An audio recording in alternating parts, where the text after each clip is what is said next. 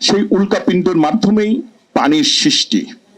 আজকে পৃথিবীর ৭১ ভাগ পানি এবং ২৯ ভাগ স্থলভাগ। এই ৭১ ভাগের ৯৭ ভাগ আবার নোনা পানি, মাত্র ৩% সুপেয় পানি। সুপেয় পানির মধ্যে আবার ৬৬% পানি হিমবাহ বা বরফ আকারে, আর বাকি পানি ৬৪% পানি আমরা মাটির তলদেশে রয়েছে। আমরা যে ৩% পানি, সেই ৩% পানি থেকে আমরা ৮৭ লক্ষ প্রাণ টিকে আছে, আমরা জীবন ধারণ করতে পারছি। প্রাণ প্রকৃতির পৃথিবী এই পানির উপর নির্ভরশীলতার মাধ্যমেই চলমান রয়েছে।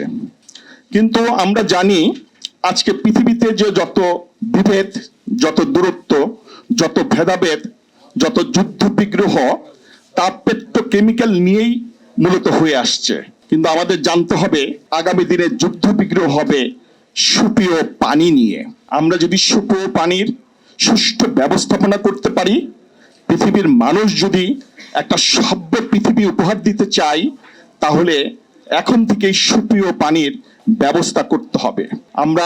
আমি ইতিপূর্বে যে বক্তারা যে বক্তব্য দিলেন, তাতে দেখতে পেলাম যে অনেকেই বলছি ৫৪টা ভারতের সাথে আর ৩টি মিয়ানমারের সাথে যে আমাদের অভিন্ন নদী আছে, সেই নদীর একই চুক্তি করা।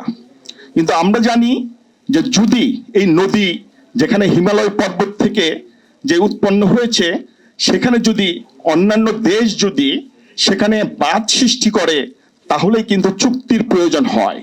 কারণ তারা এই গতিপথ নষ্ট করে দিচ্ছে প্রকৃতিকে। মনুষ্য সৃষ্ট সমস্যার মাধ্যমে এক দেশ উপকৃত হতে যেয়ে অন্য দেশকে আমরা অধিকার বঞ্চিত করছি। কিন্তু আমরা যদি কোনো বাঁধ না রাখি কোনো নদীতে, তাহলে কিন্তু চুক্তির কোনো প্রয়োজন নেই। সুতরাং আমাদেরকে নজর দিতে হবে আমাদের নদী যাতে তার স্বাভাবিক গতিতে চলতে পারে, সৃষ্টি থেকে মোহনা পর্যন্ত তার স্বাভাবিক গতি যাতে চলতে পারে, এ ব্যাপারে আমাদের ভূমিকা রাখা যথেষ্ট সুযোগ রয়েছে। আর যদি নদীতে যদি বাদ দিতে হয়, তাহলেই কিন্তু আমাদের চুক্তিতে আসতে হবে। তা আমরা এ ব্যাপারে সকলকে সচেষ্ট রাখবো।